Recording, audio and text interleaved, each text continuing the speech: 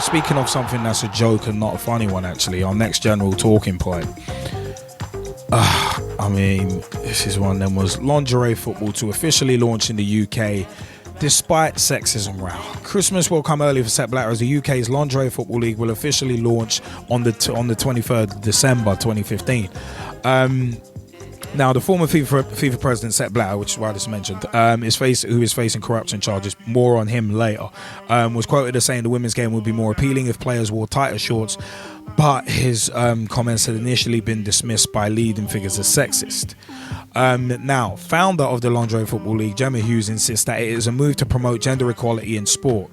Hughes said to Manchester Confidential, I'm 23 years old now, and I don't want to be waiting another 20 years to see women's football make money from sponsorships. We know this is scandalous, we know it's controversial, but that media attention is what's going to sell tickets. All the money made is going to be put back into women's football and to the players. This is not only about the players looking beautiful or sexy, it's about women looking like women.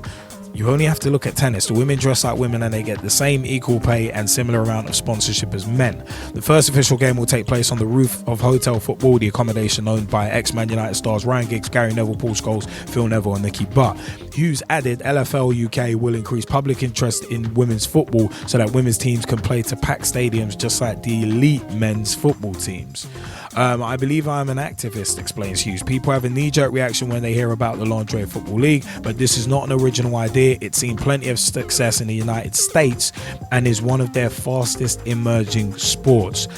Now, that's one side in terms of the women's game, but Women's Super League could implode because of agents. This from December 16th, 2015. The Women's Super League could implode because of agents inflating transfer deals, according to Doncaster Rovers Bells manager Glenn Harris. In July, Chelsea signed Reading's Fran Kirby for a British record fee, thought to be between £40,000 and £60,000. Nearly every player I've spoken to this year has an agent, says Harris. They are trying to put deals on the table that are unrealistic. Harris says the way agents treat young players could be viewed as grooming. I've seen evidence of players under 18 and who are still children being approached inappropriately on social media. He said, my main area of concern from a welfare side of things is the vulnerability of some of the younger players. It could be perceived as grooming with some of these young girls. I can see that some players are going to be left high and dry, being signed up to agents who ask for unrealistic demands, and the players could then end up without a team to play for. Harris believes that the third place finish at summer's Women's World Cup has attracted even more representatives into the women's game who are trying to cash in on their success. It's evolved since the World Cup very quickly, and I think that's one of the reasons why agents have got involved, said Harris, who also previously managed former WSL side Lincoln Ladies. He said some agents don't understand where the game is at and where the financial ceilings are wages wise. Harris said, I've spoken with other people within the game and they feel some strongly that this could make it implode and make the WSL difficult to sustain if it's not regulated. If they go off inflating prices, then, as we've seen in other countries, the league could implode and become unsustainable. Having spoken to other clubs, that's the worry. Now, Harris says the Football Association must do more to regulate agents so transfer fees do not rise too quickly and younger players are protected. We want the game to evolve and we want players to be able to become professional and to earn a living, but it needs to be done in a realistic manner, he said. The WSL is a great product. We don't want it to implode. We want it to grow and to have a career path for young girls and potential female coaches, but it needs to be properly managed. Harris said there needs to be a safety net in place to look after the under 18s and vulnerable players. He fears some of them may believe everything they're told and then find their potential earnings are gobbled up by agents.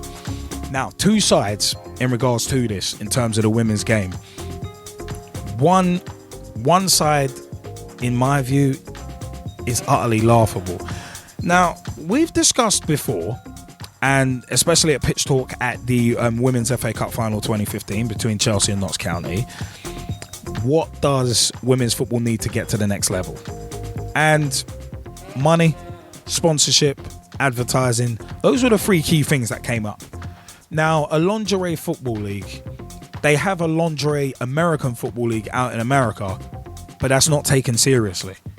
And the reason it's not taken seriously is because it's women in skimpy lingerie running around playing football. And it's like, yeah, okay, all you're really going to attract in terms of fans on a general basis is perverts and wrong-uns. And not even wrong-uns like me, to be perfectly honest. It's one of them was. But at the end of the day, them saying, yeah, Gman Hughes saying, oh yeah, it's these kind of comments where I don't want to be waiting another 20 years to see women's football make money from sponsorships. Brethren, it's not about just you. It's about a game in general. And coming back to this issue about the FA WSL and regulating agents, the FA WSL has worked for years to start to gain respect. And that's what they've been doing, gaining respect for the women's game. Some attitudes are still in the Stone Age in regards to women's football, but a lot of attitudes have been changed. The Women's FA Cup final was the first women's game that I had watched in person, and I thoroughly enjoyed it. I enjoyed the experience. The day was fantastic. We got to meet girls on the ball, and on Wembley Way, interview them as well. It was good to rekindle that relationship, and it was a great day in general. But the fact of the matter is, things need regulation.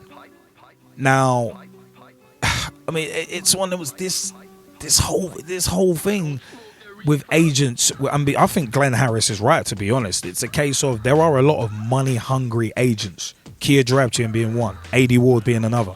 It's one of them ones who, if those sort of style agents end up getting into the women's game, then yeah, a lot of the money is going to end up swallowed up by agents. And the thing about younger players, about the under 18 players as well, I mean, we see it in the men's game. I mean, you've got it in France, where kids as young as 8 years old are being uprooted from their homes and their families are being offered thousands of pounds. It's like, yeah, your son's talented at football. Yeah, bugger it. All right, we'll pay you a few grand. Your son will move to France. We'll nationalise him. And then we've got our next France player of the future. That's part of the reason that France has had a lot of problems in recent years. Came to a head with the 2010 World Cup mutiny, but it's one of them was politically they're having a lot of issues out there. But the Women's Super League imploding because of agents could happen. And I personally, I've said before, I don't want the same mistakes made in the women's game that have been made in the men's game. This agents thing, transfer fees, it's out of control in the men's game and has been for a long time. No, you don't. I don't want that happening to the women's game as well, because that's a developing game. If agents are not regulated early in the women's game and it spirals out of control, then that could hinder progress. Because money that should be going elsewhere, such as advertising, sponsorship, that kind of thing, it's just going to go to agents. Money that should be going to sustaining clubs and leagues will end up going to agents. And that's a disgrace. But coming back to this Lingerie Football League, it's the other side of the coin. Again, you can't rush development. And with Gemma Hughes saying that, oh, I don't want to be waiting another 20 years to see women's football make money from sponsorships. Well, as we know from what we do here at Pitch Talk, we don't get paid to do this. We're looking for sponsors. We're looking for advertisers. But we need to we've been building foundations. We've been doing this 5 years. We're building foundations. It might take us 10 years. It might take us 20 years, but we're willing to take that time to build it. Hopefully I'm not speaking out of turn for Gezzie Fizzle and the Gman, but I think they'd agree with me. But the fact of the matter is, this lingerie football crap, in my view, all it does is it just makes women look like sex objects. Like people ain't gonna go to a lingerie football league to see the quality of football. They're not going to. I'm sorry, but they're not going to. It's like they're not going to go there for that. I said you're gonna get a bunch of wrong-uns and perverts on a general basis. And then what kind of message is this sending to young women, young girls who are trying to get into football? It's like, oh, so I have got to be a sex object to get any attention. It's, for me, it totally sends the wrong damn message. It sends the wrong message. I personally am not a fan of this idea of lingerie football. I'm not a fan of it. It's as a lover of football and a lover of the game, I'm not a fan of it. I'm totally against this kind of thing, because you're trying to rush organic growth, and you can't rush organic growth. You can try, but you can't rush it. So I mean, it's one of them ones. This is not about the players looking beautiful or sexy. It's about women looking like women. Like, women look like women playing football. The hell is your point? I mean, it's just it is just stupid. I mean, I believe I'm an activist. That's what Jamie Hughes has said, and it's like no.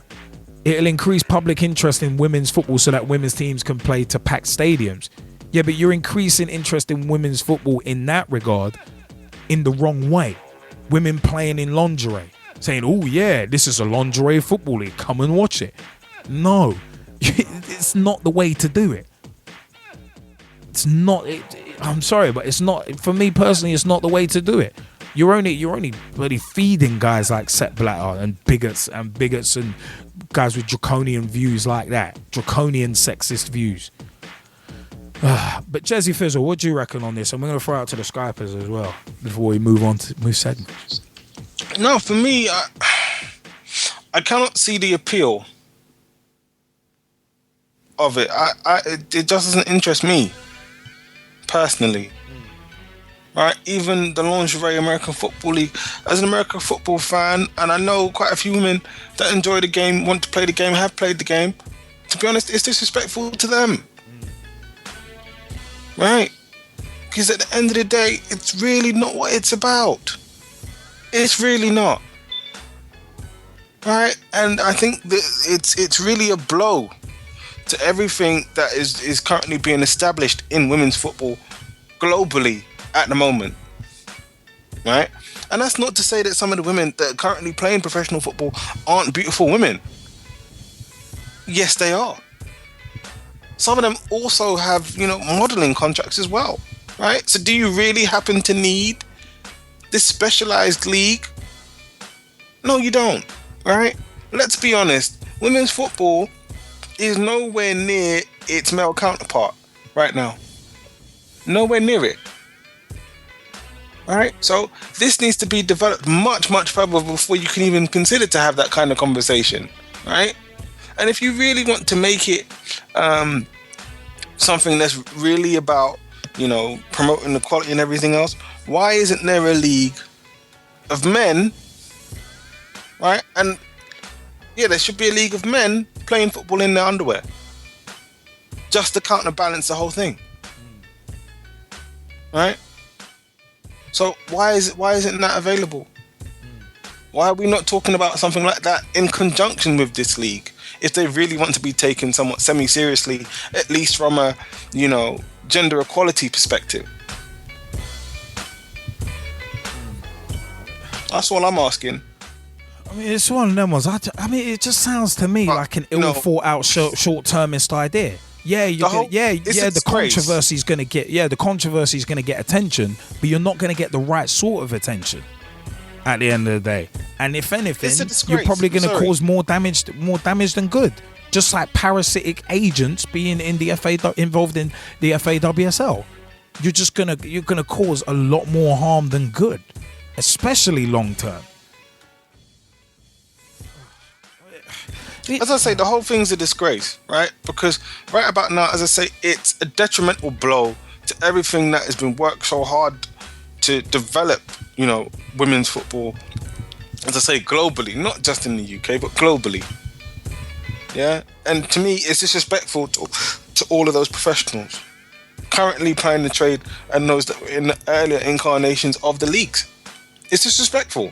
It's as simple as that, right? Now, if this is really about marketing and, to a lesser extent, promoting the sport, then I says to you, why isn't there, right, the male equivalent? Why are we not talking about a male equivalent here?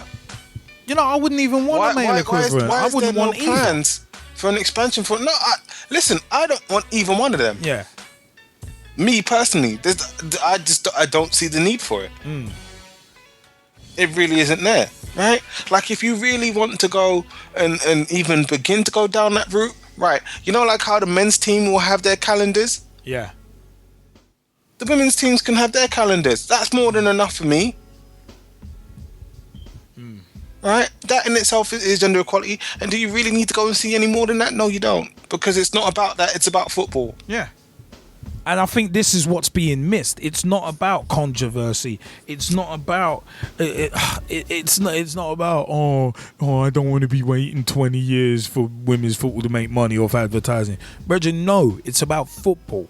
It's about developing a game. It's about, and also in regards to these agents as well. It's not about destroying foundations of a game before they've properly been laid. It's one of them ones. It's about building and long term, looking long term. This is what frustrates me. These, you know, I'm gonna hold there. It's one of them ones. It's just utterly frustrating. It really is. I mean, do any of the Skypers want to jump in on this as well? Because it's just one of them ones. I mean, Brad Hicks has said in the Skype chat, we're not trying to sexualize football. I mean, Brad, have at it, man. What's your view on this? Yeah, I just find it disgusting. Really disgusting how they can do that. Because, as I've said, we're not trying to sexualise football. I mean, as you said, when they get perverts and everything else, it just disgusts me. I mean, I can't blame you, to be fair. I can't blame you. I mean, it's one of them ones. There are ways of promoting something, and similar to what we do here, we're not sensationalist in the way we do things. So it's a case of maybe we're seeing it from somewhat of a conservative angle, some may say. But the fact of the matter is, just look at it for what it is. Look at it for what it is. Women's football is trying to campaign for respect, and initiatives like this Lingerie Football League, where they're wearing tight, skimpy clothing, doesn't help. It doesn't help. Some may say, yeah, it's empowering, but you've got to look at the image it sends to young women and young girls wanting to get into football. Think about the future. Think about long term and the impact it can have. That's what I think people, again, similar to the Chelsea thing. It's like people in the game ain't thinking long term. And that's, it's annoying, but you know what? I'm going to leave it there before I end up dropping an F-bomb accidentally, because I don't want to do that.